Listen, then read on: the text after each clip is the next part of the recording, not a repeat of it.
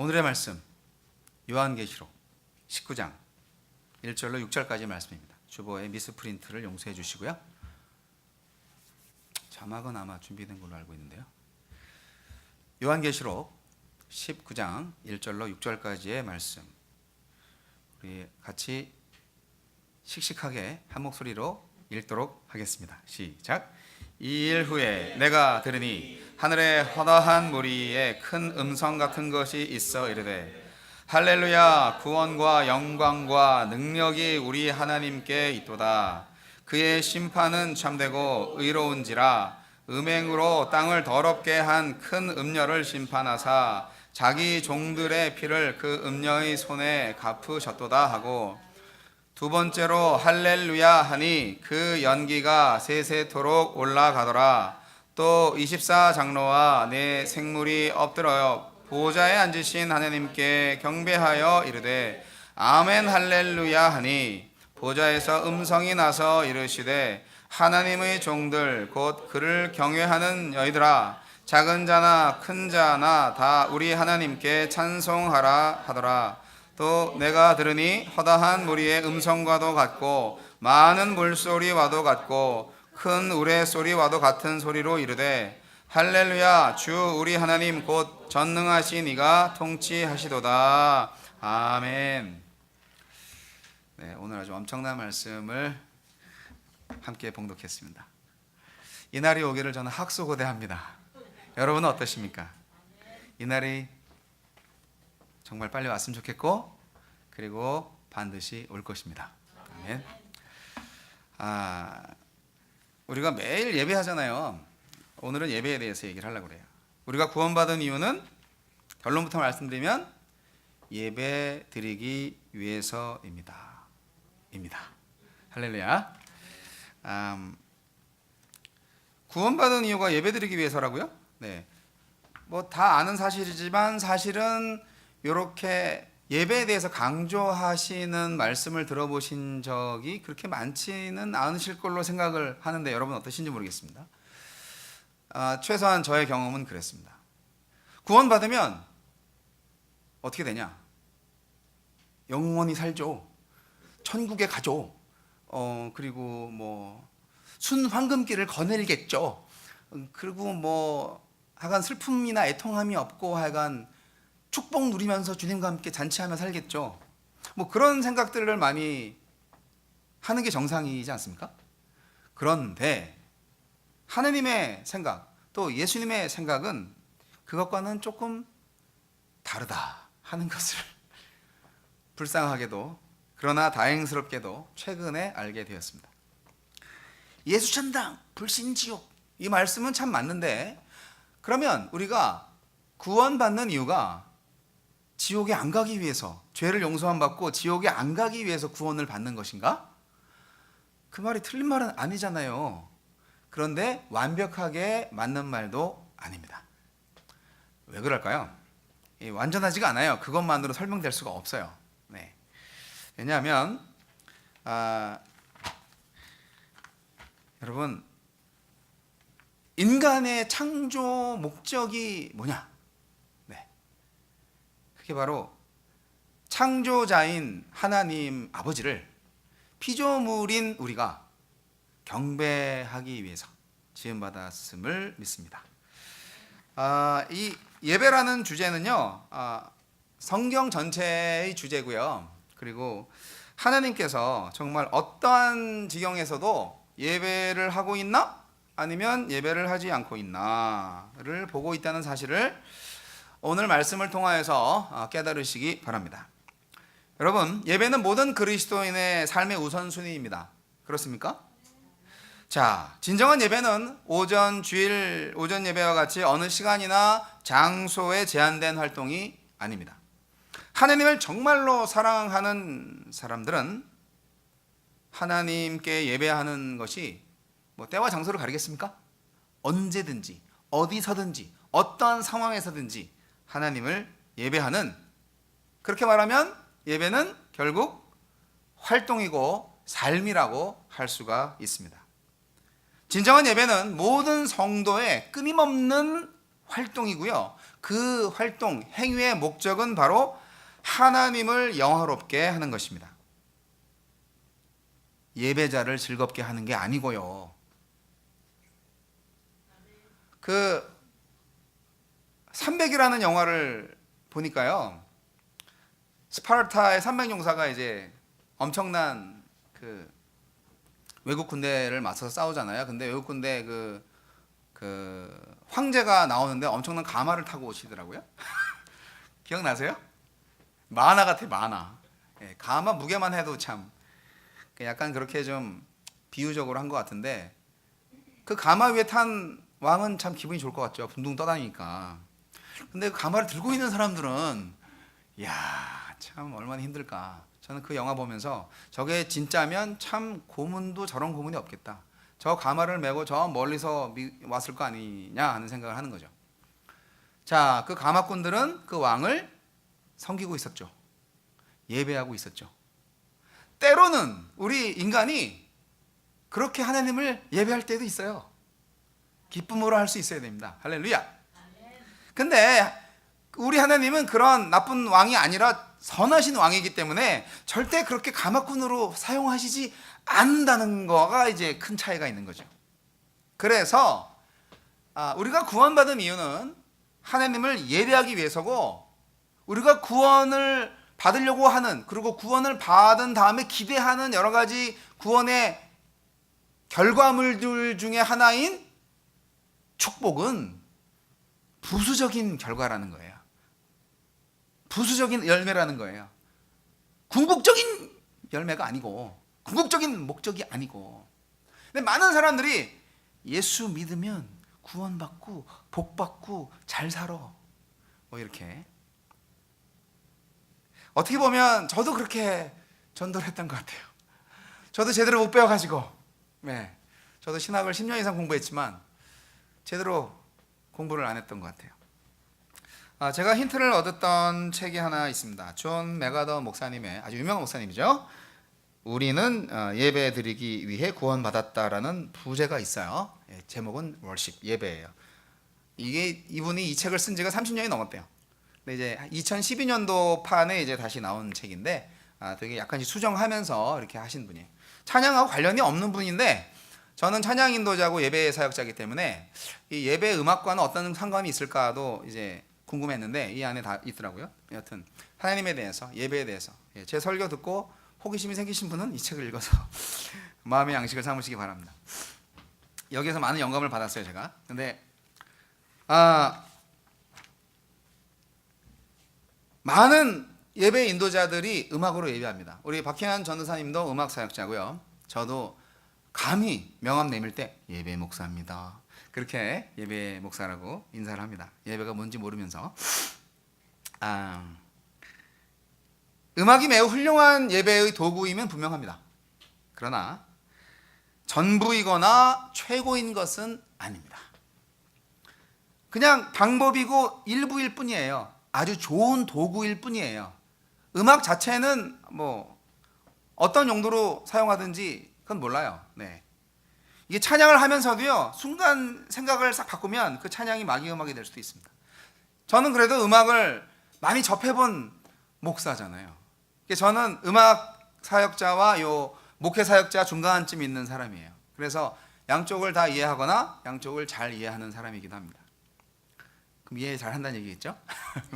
네, 가끔 이제 양쪽으로부터 이제 화살을 맞는 경우가 있는데, 제 딴에는 두 편 다 제가 이해를 잘 한다고 봅니다. 근데 저의 정체성으로 말하자면 목사입니다. 항상 음악 사역자가 되기를 꿈꾸는 그런, 저의 마음을 아시는 분이 있을래나 모르겠어요. 제 아내도 잘 못하는 것 같아요, 이해를. 그런 의미에서 물 한 잔 갖다 주시면 제가 그 서운함을 좀 해소하도록 하겠습니다. 세상에 단 한 사람, 소중한 친구, 예수님 다음으로 사랑하는 아내만이라도 내 마음을 좀 이해해주면 얼마나 좋을까. 당신은 목사야, 이렇게 항상 강조하시는 우리 사모님께서 물을 갖다 주실 것을 생각하니 기분이 좋습니다. 왜냐하면 이 남자들은요, 이게 참 재밌어요. 저도 옛날 사람들이잖아요. 50대인데. 네. 근데 이제 아버지가 밥상을 차리거나 설거지하는 걸 한 번도 본 적이 없어요. 그러니 이게 밥상 차리는 거나 뭐 설거지하는 거, 뭐 집안 청소, 빨래하는 건 다 여자들 몫이라고 생각을 한 거죠. 아무도 누구한테 그게 여자들 몫이라고 말한 적 없어요. 하지만 보고 배웠잖아요.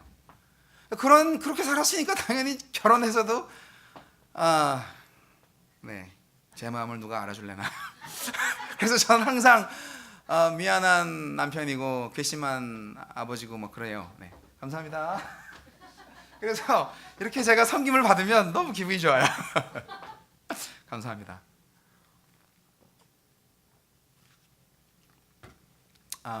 하물며 우리 하나님께서 이게 자기가 창조한 자식이 집 나갔어요. 집 나갔는데 이제 집 나가서 이제 오랫동안 살다 보니 얘가 미쳐가지고 자기 아버지가 누군지도 몰라요. 그래서 결국은 아버지가 딸을 수 있고 이제 아들이라고 말을 할게요. 아들을 찾으러 나셨어요. 근데 어디가 있는가 했더니 예, 저기 이제 인간 세상에 가 있네.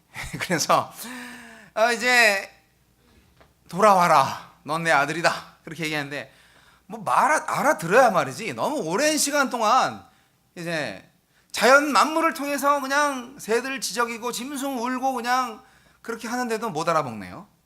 창조주가 하나님이라는 것을, 태양과 바다, 뭐 하늘, 이런 모든 것들을 창조하신 그 분이 자기 아버지라는 것을 못 알아먹는 거예요. 그래서 안 되겠다. 그래서 비상수단을 본인이 인간이 되셔가지고 인간 세상에 내려오셨어요.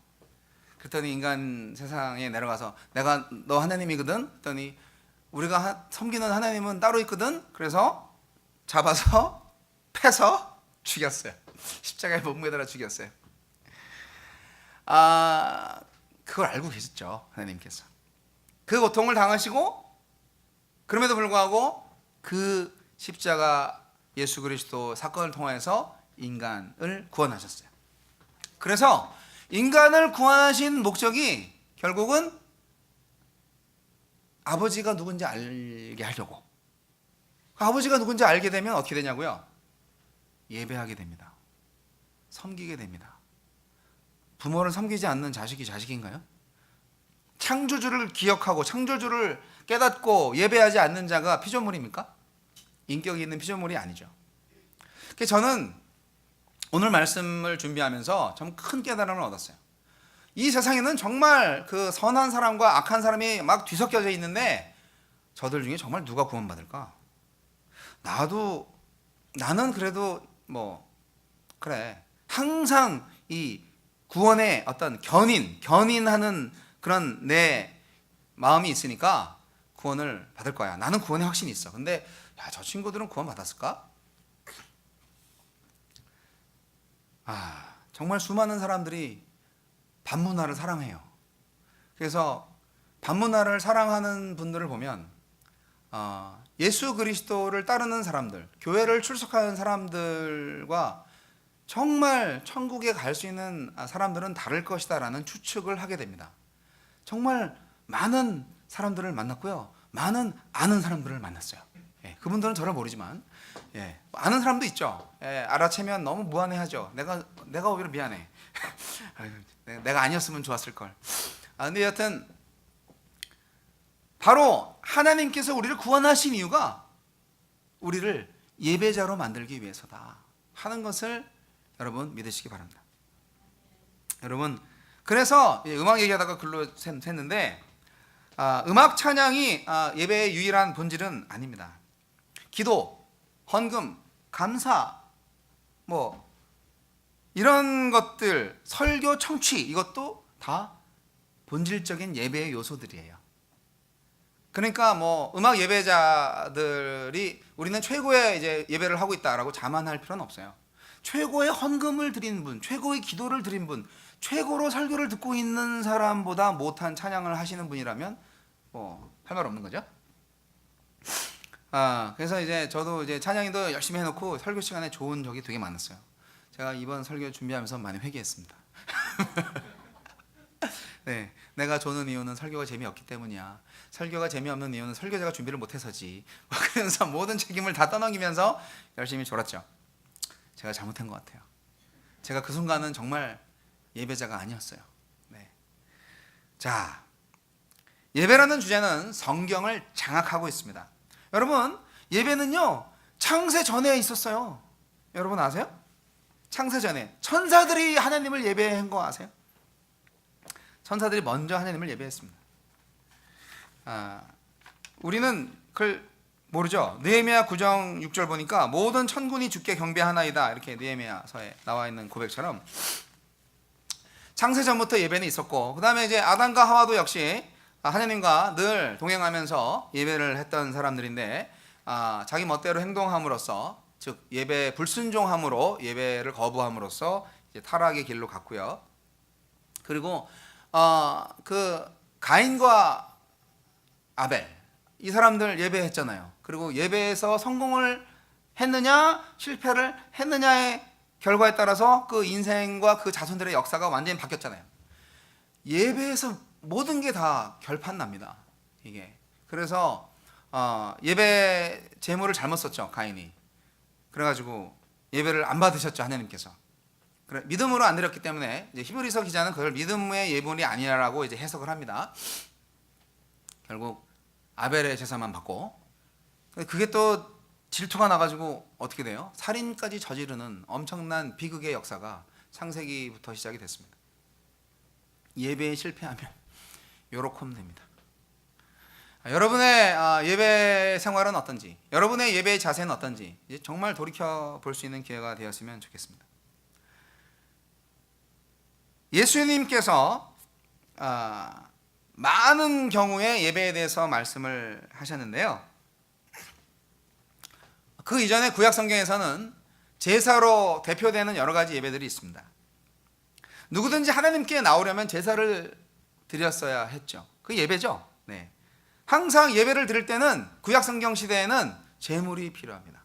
항상 제물을 가지고 왔죠. 그리고 그 제물을 어떻게 바쳤냐면 확 다 태워가지고 그냥 피를 내서 푹 죽여가지고 그냥 완전하게. 그리고 이제 그 번제를 많이 드렸는데, 이 번제예요. 번제는 번제예요. 근데 이 완전히 태우는 제사는 정말 실오락이 남김없이 완전히 태우는 것을 의미하는데, 이것은 바로 순종과 헌신을 상징합니다. 성경에서 제물을 언급할 때마다 바로 이렇게 번제를 맨 먼저 언급합니다. 예배는 이스라엘의 최우선적인 삶이었어요. 이스라엘 민족한테 이 제사가 없이 뭐를 말할 수 있겠어요? 이스라엘 사람들의 그 역사 속에서 제사가 없었다면 이스라엘 민족의 삶이 있었을까요? 없었어요. 그러므로 이스라엘 민족의 삶이 제사와 밀접한 관련이 있는 것처럼 우리도 그리스도인의 삶으로 살아갈 때에는 예배가 전부라고 해도 과언이 아닐 정도로 예배는 우리의 삶에 아주 밀접한 관련이 있습니다. 구약 성경에 뭐 다 얘기할 수는 없고요. 출애굽기 30장 34절로 36절 보면 예배 시에 향을 만드는 방법을 말하고 있는데, 이 향 역시 성경에서 예배를 상징한다고 볼 수 있습니다. 참된 예배가 하나님께 올라가듯이 그 향이 이제 하나님께 하늘로 올라간다는 거죠. 하나님께서 그 향을, 그러니까 이제 어린 양을 정성스럽게 믿음으로 바쳐서 그게 확 태워지면 연기가 막 올라가고 고기 탄 냄새가 나겠죠. 네, 어떤 향인지 저는 안 맡아봐서 모르겠지만 그 향을 맡으시는 하나님, 특별한 향. 그때 이제 하나님께서 명하신 일이 있는데, 예배는 결국 누구로부터 참된 예배가 되느냐? 거룩한 향이어야 한다는 말씀처럼 누구라도 단지 더 좋은 냄새가 나게 하기 위해서 이상한 거를 이렇게 첨부하면 안 되고 순수하게 마음으로, 감히 멋대로 이 향을 만드는 자는 내가 죽이겠다, 이렇게까지 말씀을 하셨다니까요. 출애굽기 30장 37절 38절 무서운 말씀입니다. 예. 그래서 우리가 예배를 할 때는요, 뭔가 인간적인 거를 좀 붙여가지고 이렇게 좀 아름답게 멋있게 그렇게 좀 하려고 생각하는 경향이 있어요. 또 그래 왔어요. 네. 저는 전통 교회 안에서도 많은 그런 것들을 봅니다. 언제부터 우리가 가운을 입었는지, 언제부터 향을 피웠는지. 가톨릭 교회에서는 향도 피우지, 뭐도 있지, 그 많아요. 미술적인 요소, 아주 오감을 다 감각을 이제 하게 만들죠.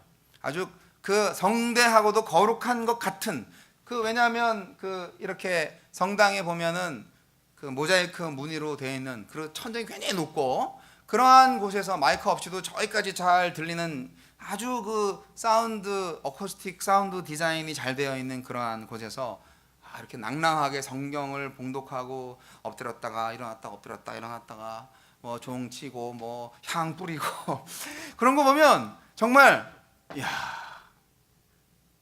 어떻게 보면 완벽한 것 같지만 어떻게 보면 뭔가 좀 홀리는 듯한 느낌 안 드세요? 예배를 하는 거대한 예배 기계 안에 들어가 있는 것 같은 느낌이 저는 들더라고요. 여러분은 어떤지 모르겠어요. 매일 똑같은 기도문 암송하고 이렇게 아주 기계적으로 그런 걸 너무 좋아하는 분들이 있어요, 사실.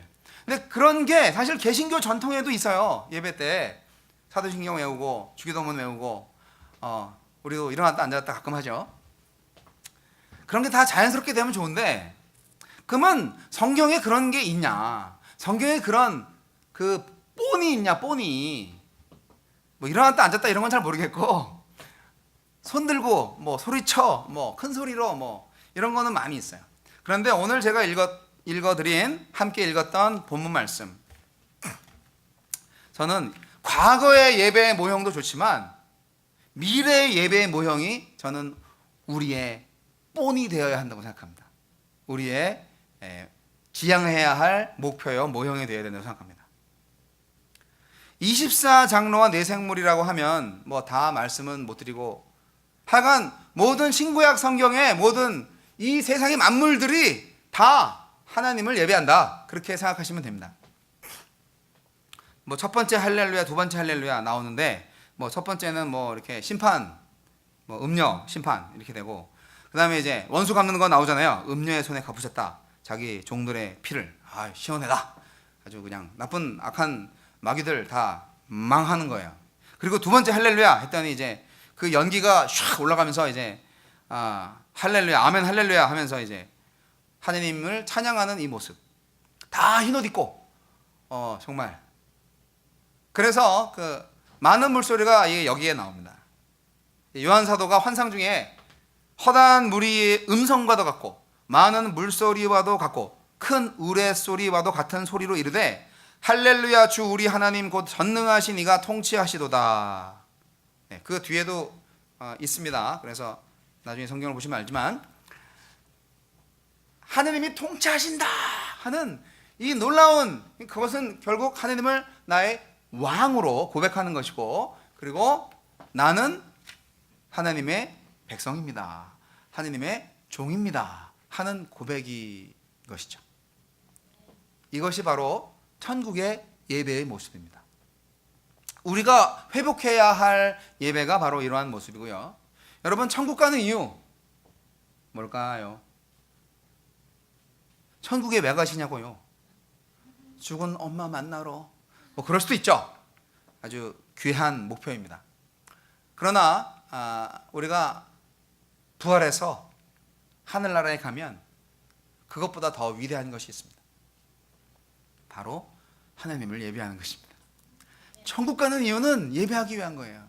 그래서 우리가 예배할 때 이제 손을 막 들고 있다가 이제 팔이 아파가지고 점점 내려가. 이제 그럴 때 내 마음속에 정말 하나님을 예배하는 마음이 있는지에 대한 생각을 하게 됩니다. 저도 똑같아요. 저도 인간인지라 벌 쓰는 상태가 되면은 팔이 아프죠. 정말 솔직히 고백하는 거예요. 손 들고 찬양, 이거 다른 교회에서 많이 시키더라고요. 저는 절대 안 시킵니다. 손을 드나 안 드나 뭐 알아서 예배하시라고. 저는 일어나기도 안 시키잖아요. 그렇다고 제가 정상은 아닙니다.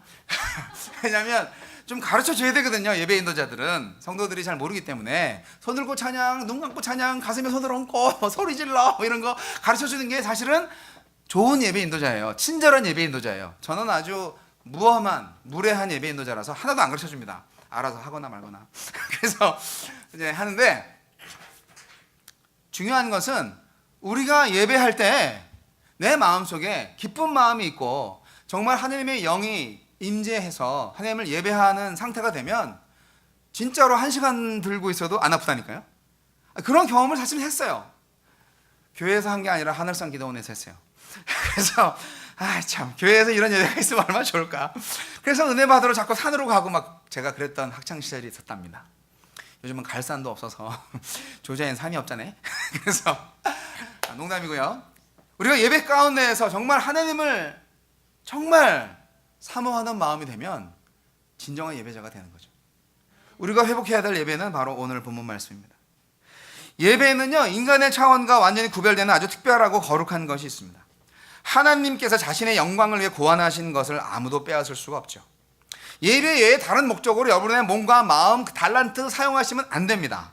하나님한테 실수하시는 거고 여러분 자신에게도 중대한 죄를 범하는 겁니다. 예배 외에 다른 목적으로 자신의 몸과 생명을 사용하는 것은 중대한 죄를 범하는 것이다. 기억하시기 바랍니다. 거룩한 향을 잘못 사용한 이스라엘 백성들은 하나님으로부터 사형 선고를 받았습니다. 많은 사람들이 하나님한테 예배하지 않은 많은 사람들이 멸망을 했습니다. 시내산, 광야, 금송아지 섬기던 사람들 다 죽었죠. 3,000명 사망했어요. 아론의 아들들 제사장 나답과 아비후의 첫 예배 다른 불 사용으로 사망했어요. 레위기 10장에 있고요. 또 사울왕 어떻게 됐어요? 제사장직을 오용했죠. 예배를 실패한 결과 결국 왕위에서 쫓겨나고 계보에서 사라졌어요. 우사 법궤 운반하다가 새 수레를 사용했어요. 다른 방법, 다른 거, 인간적인 최신 기술을 사용했어요. 수레 사용했잖아요. 우사 죽었습니다. 즉사했어요. 하느님의 기준에서 정상적이지 않은 예배는 실패합니다. 거짓 신들에 대해 예배하지 마시고요. 재물, 인간, 지식, 명예 이런 거 예배하지 마시고요. 잘못된 형식의 예배, 우상 숭배하지 마시라는 얘기죠. 또 자신의 방법대로 예배, 이것도 안 됩니다. 아니 그러면 하나님의 방법은 뭐냐? 저도 잘 모르겠어요. 그러나 예수님은 말씀하셨습니다. 영과 진리로 예배할지니라. 할렐루야. 이것이 요한복음 4장 34절 말씀입니다. 영과 진리, 성령께서 안 계시면 우리는 예배할 수 없습니다. 그러므로 그리스도인이 아닌 사람은 예배할 수 없어요. 예배하는 척하는, 신자인 척하는 여러분의 친구들을 조심하십시오. 여러분의 가족을 조심하십시오. 여러분 자신일 수도 있습니다. 깨달으시기 바랍니다. 그래서 판가름이 된다는 것을 말씀드린 거예요. 정말 신자는 정말 예배하는 사람이에요. 공예배 때 참 예배자는 삶의 예배에서도 예배자입니다.